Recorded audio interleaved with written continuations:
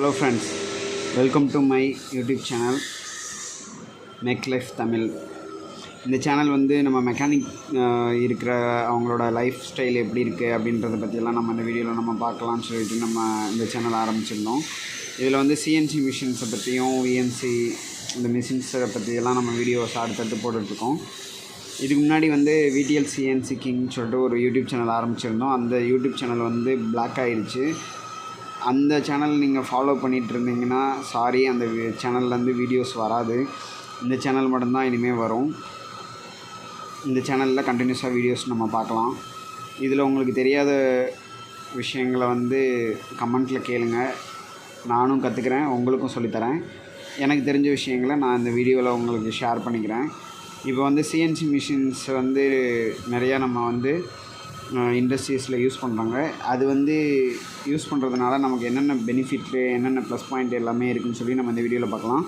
இப்போ வந்து இந்த ஜாப் வந்து சிஎன்சி மிஷினில் பண்ணது தான். இப்போ பார்த்திங்கன்னா சிஎன்சியில் வந்து இந்த ஃபேஸிங் பண்ணியிருக்கோம். ஃபேஸிங், அதுக்கப்புறம் அந்த த்ரெட்டிங், அதுக்கப்புறம் இந்த க்ரூவிங் எல்லாமே பண்ணியிருக்கு.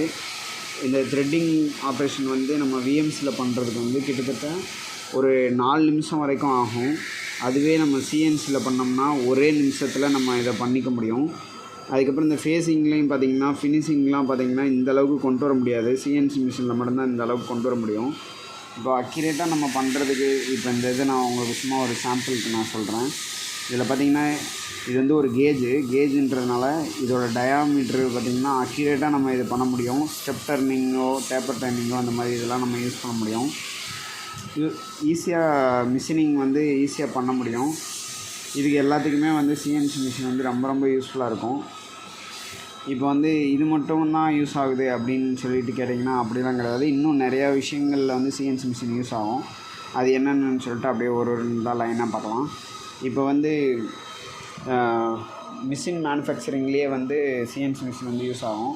அது பார்த்திங்கன்னா இந்த மாதிரி இருக்கும். இந்த மாதிரி ப்ரோப்ட்டு, இந்த மாதிரி இது ஸ்க்ரூ, அதுக்கப்புறம் இந்த ஸ்கேலு, அதுக்கப்புறம் இந்த மாதிரி சாஃப்ட்டு, இந்த மாதிரி கண்டினியூஸாக யூஸ் பண்ண வேண்டிய நம்ம எல்லாமே வந்து இந்த சிஎன்சி மிஷின்ஸில் தான் யூஸ் ஆகும். இந்த சிஎன்சி மிஷினில் தான் செய்வாங்க. இப்போ இந்த மாதிரி ஸ்லிப் கேஜ் பார்த்திங்கன்னா இதோட பேரலிசம்லாம் பார்த்திங்கன்னா ஒரு 10 மைக்ரானுக்குள்ளே தான் மெயின்டைன் பண்ணணும். அப்போனா இது வந்து மில்லிங் மிஷினில் தான் இதை வந்து மேக் பண்ணுவாங்க. இது வந்து ஒரு கேஜஸ்ஸு. இந்த மாதிரி நிறையா ஆப்ஷன்ஸு இதில் நம்ம பண்ண முடியும். இப்போ இதே மாதிரி ஒரு ஜாப் வந்து இந்த ஜாப் மேக் பண்ணியிருக்காங்க அப்படின்னா இதே மாதிரி ஒரு நாளைக்கு வந்து ஒரு 100 ஜாபு, ஒரு 1000 ஜாப் அப்படி தயாரிக்கணும் அப்படின்னா நம்ம வந்து சிஎன்சி மிஷினை வந்து அந்த இடத்துல யூஸ் பண்ணிக்கலாம். இதுக்கு முன்னாடி பார்த்திங்கன்னா ஒரு லேத் மிஷினை இந்த மாதிரி யூஸ் பண்ணி நம்ம வந்து மேனுஃபேக்சரிங் பண்ணியிருப்பாங்க. அந்த டைமில் வந்து ப்ரொடக்ஷன் வந்து ரொம்ப கம்மியான அளவு வந்திருக்கும். சிஎன்சி மிஷின்ஸ் யூஸ் பண்ணதுக்கப்புறம் அதோட ப்ரொடக்ஷன்ஸோட குவான்டிட்டி எல்லாமே இன்க்ரீஸ் ஆகிருக்கும். அதனால தான் இப்போ வந்து எல்லா இண்டஸ்ட்ரீஸில் ஏரியாலையும் பார்த்திங்கன்னா சிஎன்சி மிஷின் அதிகமாக யூஸ் பண்ணுறாங்க. சிஎன்சி மிஷின் வந்து யூஸ் பண்ணுறதுனால வந்து உங்களுக்கு மேனுஃபேக்சரிங் வந்து அதிகமாக யூஸ் பண்ணிக்கலாம். குவாலிட்டியும் கண்ட்ரோல் ஆகும். அதுக்கப்புறம் வேறு என்ன இருக்கும் அப்படின்றத நீங்களும் கமெண்ட்டில் சொல்லுங்கள். எனக்கு தெரிஞ்சு குவாலிட்டி கண்ட்ரோல் கரெக்டாக வரும். அதுக்கப்புறம் ப்ரொடக்ஷன் அதிகமாக கொண்டு வரலாம். அதுக்கப்புறம் மிஷினோட காஸ்ட் வைஸாக பார்த்திங்கன்னா சிஎன்சி மிஷின் வந்து அதிகமான அளவு காஸ்ட் இருக்கும். சாதாரண லேத் மிஷின் வந்து கம்மியான அளவு இருக்கும். இப்போ இந்த ஜாபை டர்ன் பண்ணுறதுக்கு வந்து சிஎன்சி மிஷின் வந்து செட்டிங் டைம் வந்து அதிகமான அளவு ஆகும். பட் ஆனால் லேத் மிஷினில் வந்து பார்த்திங்கன்னா சிம்பிளாக செட்டிங் பண்ணி எடுத்துக்க முடியும். செட்டிங் டைமை பொறுத்த வரைக்கும் சிஎன்சி மிஷினில் கொஞ்சம் அதிகமாக வரும். ஃபிக்சரு எல்லாமே தனித்தனியாக தேவைப்படும். இது மட்டும் உங்களுக்கு ஒன் டைம் ஃபிக்சர் வாங்கிட்டோம் அப்படின்னா அடுத்த டைம்லேருந்து மேனுஃபேக்சரிங் வந்து ஈஸியாக ஸ்டார்ட் பண்ணிக்கலாம்.